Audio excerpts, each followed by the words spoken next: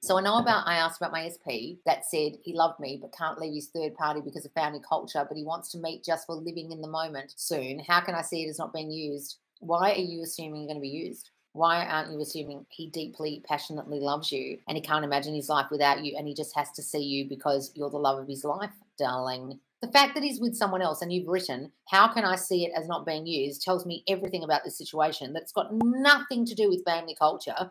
And I know that anyway, because you've literally picked someone who's not going to pick you and choose you. But now you've got this added thing of used. Were you used as a kid, or do you feel just know so shit about yourself and so not good enough that you would even assume someone would use you? Someone can only use you if you assume you're being used. If you feel so low in yourself that you would assume using. A person who's high up on the throne doesn't think someone's going to use them. Meghan Markle wouldn't think anyone would use her, right?